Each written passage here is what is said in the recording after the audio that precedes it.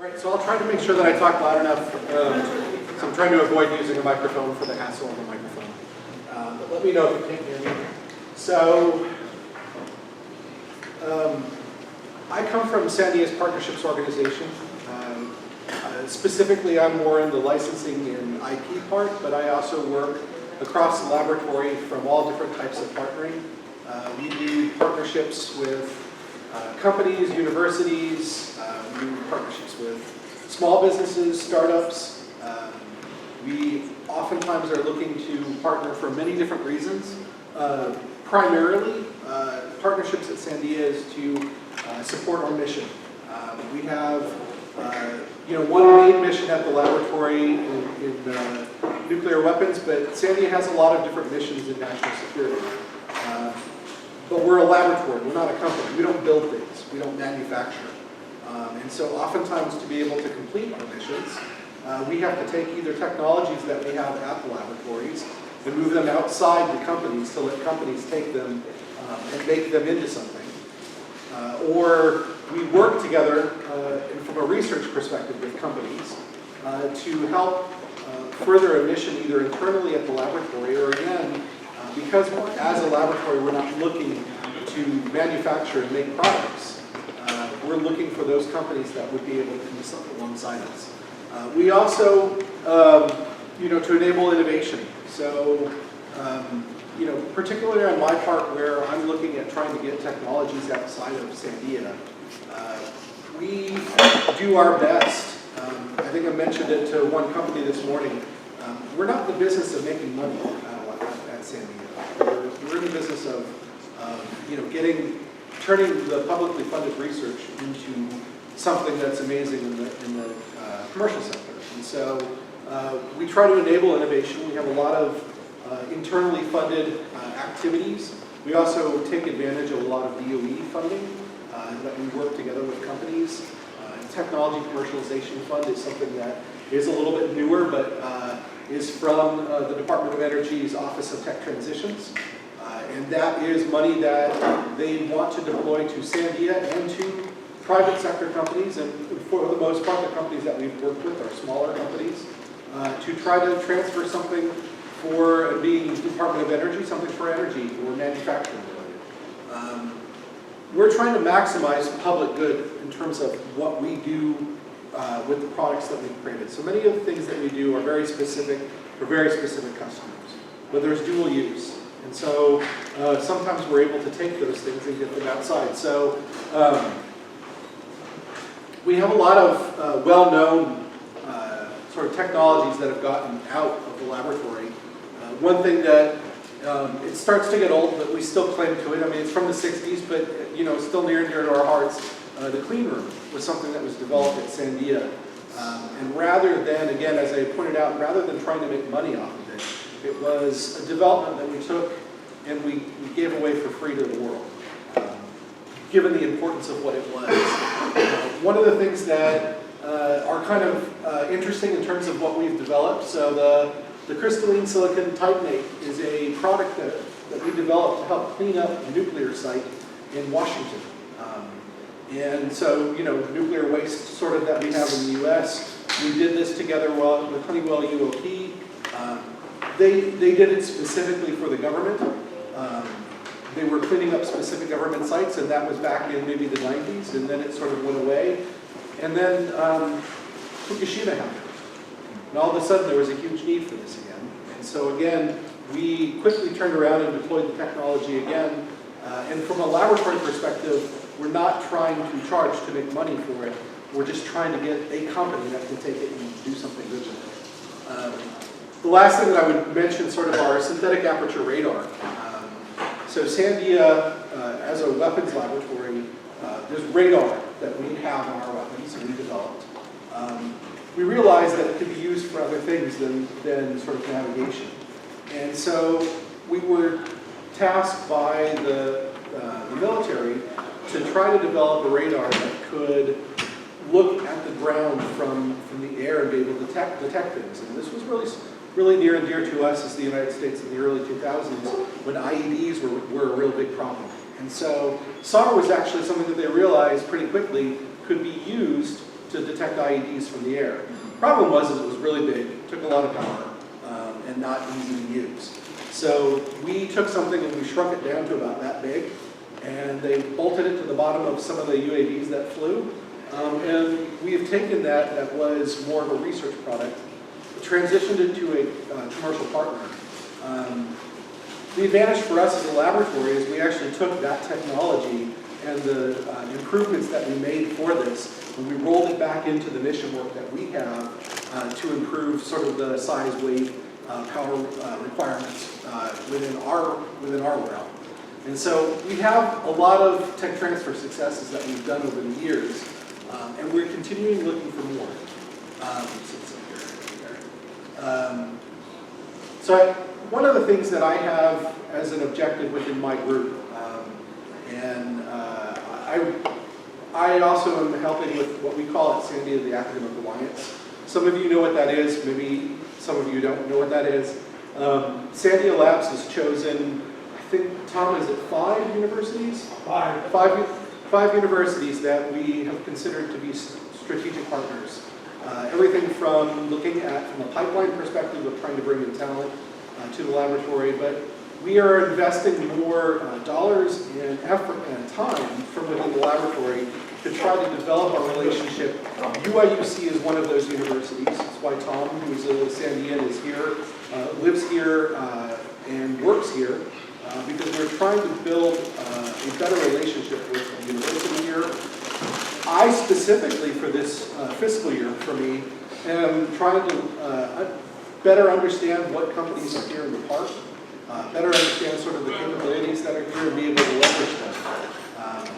Because we're a national laboratory, I'm not necessarily just interested in local entrepreneurship in New Mexico. I'm interested in working with entrepreneurs across the U.S. I'm interested in working with companies across the U.S. And specifically, I'm trying to meet the needs that I have internally as a laboratory. I think I mentioned to some, depending on the company and depending on the area, in some cases we're looking for suppliers. In some cases we're looking for research partners. And like I said, there are a lot of different mechanisms by which we could do that. But the company I talk about quite a bit is AMPS. So internally at Sandia, we have an entrepreneurship program that allows staff to leave the laboratory for 2 years and start their own company to see if they can make it. If they choose after 2 years to stay out, they can leave. After 2 years, if they want, they can come back to the laboratory. This is to overcome a problem that universities don't really have, where faculty can start their own companies and still stay faculty. Can't do that at Sandia. If you start a company, you got to leave. So this was our way of overcoming that difficulty. Well, so we had an issue in that we needed battery pack assemblies for our weapon, but we didn't have anybody that could supply it. And it wasn't just that we needed the battery pack. We needed a lot of rigor around it. We needed a lot of testing. We needed a lot of documentation, and it needed to meet a specific level of rigor. And there was no current suppliers to do it. Certainly there are battery suppliers all over the United States, but we're such a small niche area that not a lot of interest in doing it. So these two gentlemen actually left Sandia. They worked in the group that needed to put these battery packs together, and they became a supplier to Sandia. So what they've done is they've been able to take and apply the rigor that they use as scientists and engineers, create a small company, and they've been a key supplier back to our programs. Well, recently they also just got a contract to work with NASA JPL to also begin providing battery packs to them. So it's, it was difficulty in finding a supplier for this particular product. We found a real advantage in small businesses and startups being able to do this. So the advantage doesn't just apply to companies that have, or startups that have left from within Sandia. We're also looking for people that would either take Sandia technologies, or if you have a technology that is already relevant to an area or similar to an area that we have in mind. We are looking for that sort of a relationship. And again, the advantage from a small business or a startup perspective is when you look at the various markets that are out there, and you compare sort of more of the commercial sector tends to be very price sensitive. You look at the government market space, and specifically within national security, not very price sensitive. And so, in the case of this, price wasn't the concern that we had. The concern that we had was level of rigor. The concern that we had was being able to meet the requirements that we had, and the very high requirements that we would have. In this case, they were located near us. We have groups that we work with that aren't, so that's not any kind of a requirement. But it's been a real positive for us to have this happen. And so I was then turned around after this happened, and some of the people, both within the Academic Alliance and some of the people within my management said, you know what, we should start going around to try to find more of this. And so that's why I'm here. So the areas that Sandia are interested in, and I was trying to come up with anything related to national security, aerospace, defense, space, cyber. We also do a lot with artificial intelligence and machine learning and robotics. So one area that has been in the news quite a bit for us is autonomy for hypersonics that we have. And that's using machine learning and AI to deal with a vehicle that travels at plus Mach 5 speeds. And so we also, oddly enough, as a nuclear weapons laboratory, we do bioenergy, we do biotechnology. And so we do have a strong bio group. Most of it sits out in California. I apologize, I don't know how many have the background. Tom, I don't know how many times you've talked to any of the people here. Sandia is located primarily in Albuquerque, New Mexico. We also have locations in Livermore, California, which is northern part of California by San Francisco. We have a location up in Kodiak, Alaska. We have a location on Hawaii. And I think we have a location in Nevada. We are a 13,000 member staff laboratory. We bring in around somewhere in the order of $3.5 to $4 billion a year to fund research at this laboratory.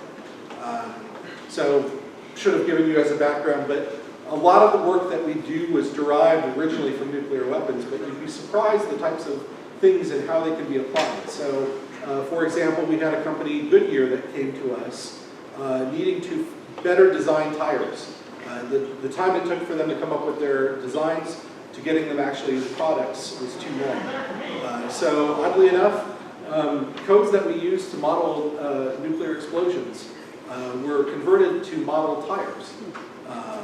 And so what we were able to do is we were able to develop models to allow them to cut down the amount of time to design a tire because they didn't have to test it on the road. We could test it in our systems. And so we were able to deploy that out to Goodyear. It's an odd sort of a thing, but some of the technologies that we have in terms of bioenergy, a lot of that came from biodefense. And Sandia is very heavily involved in defense work and biodefense work. We do a lot of data science at Sandia, obviously because of the work that we do with high performance computing. So we are heavily invested in trying to do work with data analytics. An area of the laboratory, I talked to some material science companies this morning. Sandia does a lot of material science work. We invest a lot of money in research for material science.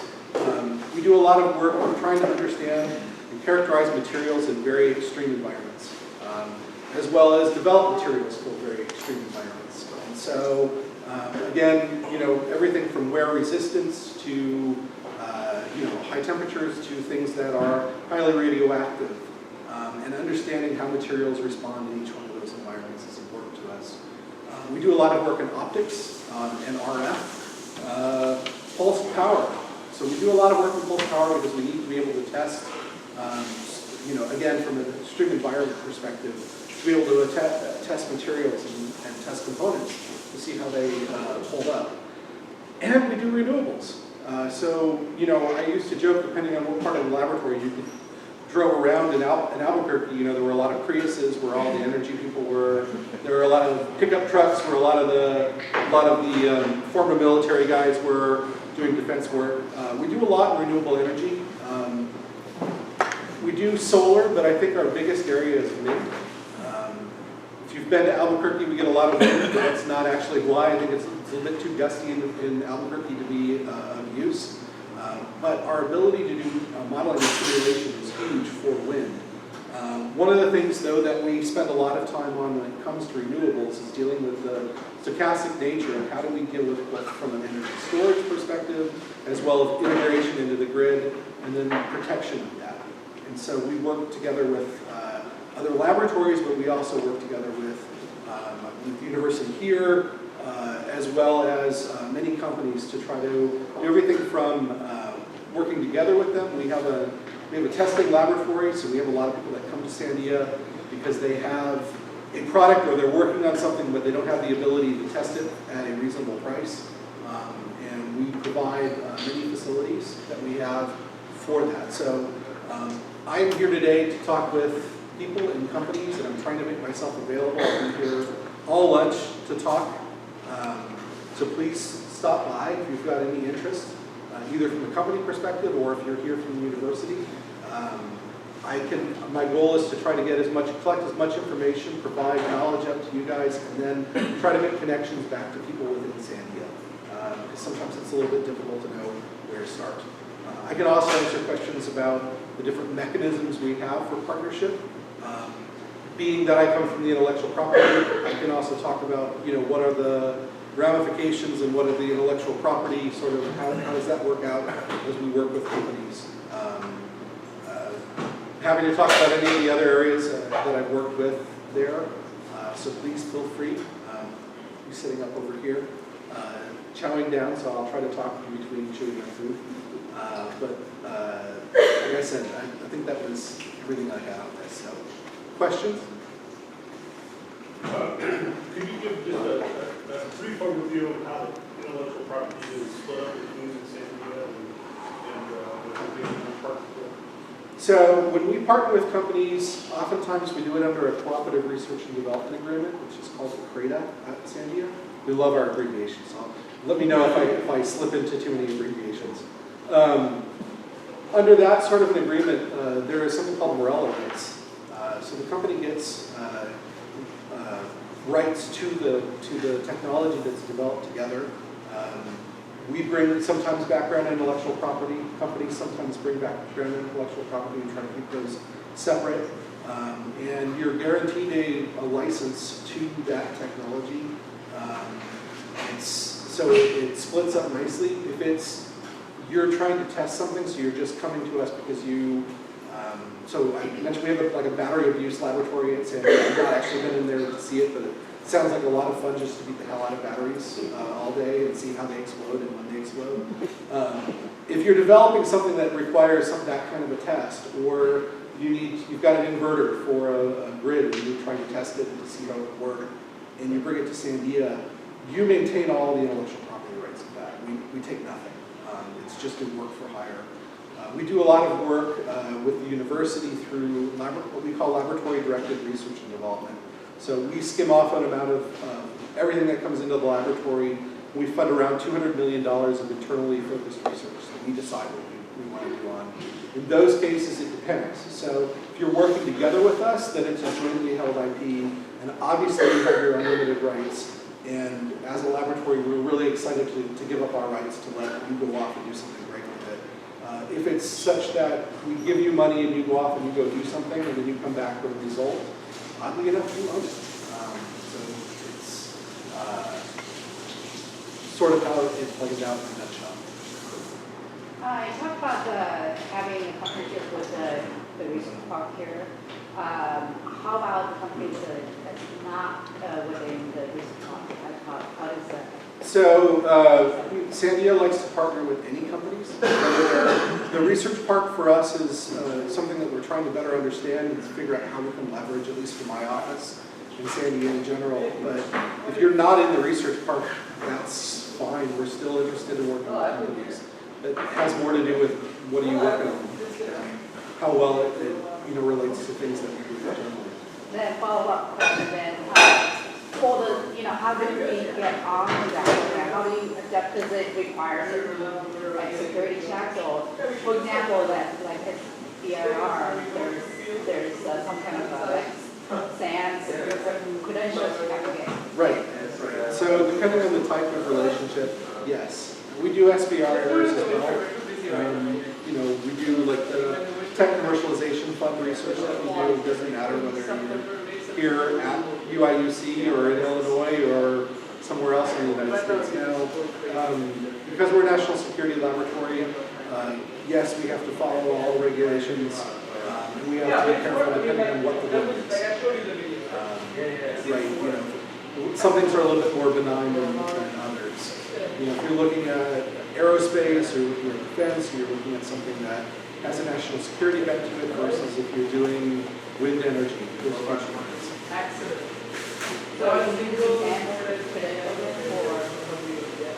I'd have to look up specifically, but you can follow whatever the government has.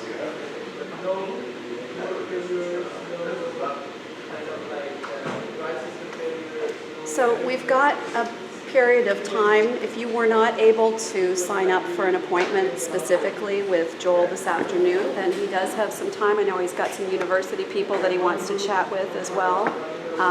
But I think we've got time before your schedule resumes later this afternoon if you would like to meet with them here in the atrium. Yes, Melanie.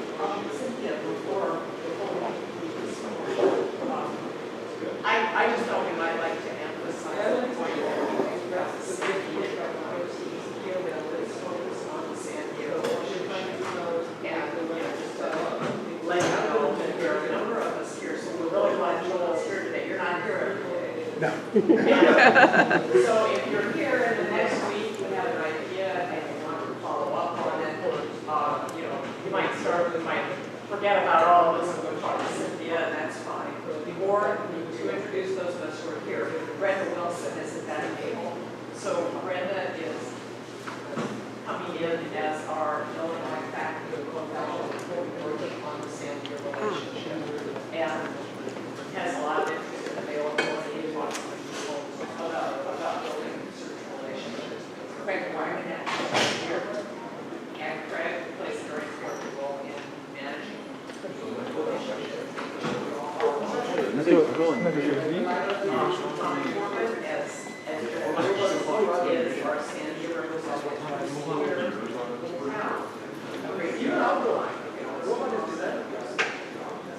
And you're always certainly welcome to call me. So the drones are very good. Thanks. Thank you, Melanie. Good question. I'm just trying to understand the sort of relationships that you're kind of like trying to represent here. So from one side, you're talking about if, say, a small company approaches you and saying, hey, I have this neat little gizmo, are you interested in? Yes. That could result into some sort of partnership or not. Yes. But you're saying also there's the other way, that I can come and say, hey, I'm interested in doing something with you, and then you have a portfolio of things that have been developed and you would like somebody to go commercialize. Is Yes. that also That is correct? also true. That's also true. So do you have a portfolio of?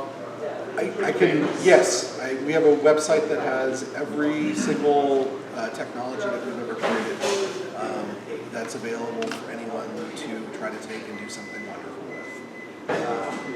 Sometimes it's better if you come and talk to either me or I can direct you to the right staff. And rather than trying to go through and look through a large inventory, explain what you're interested in and try to identify what would be relevant for you and get it to the right place. So yes, there are multiple ways that I'm trying to represent here because as a laboratory we're trying to do a lot of different things. And as I mentioned, everything from working with companies and as an academic alliance in general, we're trying to find pipeline for students to come and become staff members. So a lot of different things. But from my perspective, I'm focused on partnerships, both trying to partner with companies if you've got something, as well as we're very interested. We've got a lot of technologies in the laboratory that we'd love for companies to take and do something with. And I guarantee our terms are good because we're not trying to make money. That's not our goal. Our goal is actually to ensure that the company that takes it is successful with it. So the worst instance that we ever had was years ago.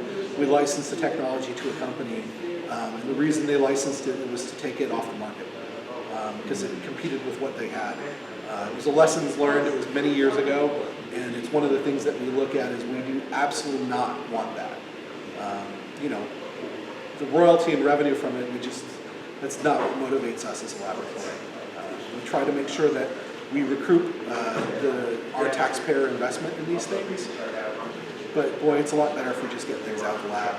We have plenty of examples of technologies that either have become open source, like the clean room I talked about, but we have a lot of technologies that we deploy. An X-ray toolkit that is used just about in every airport, in every explosive ordnance place in the United States and around the world. We deploy it for pretty much free.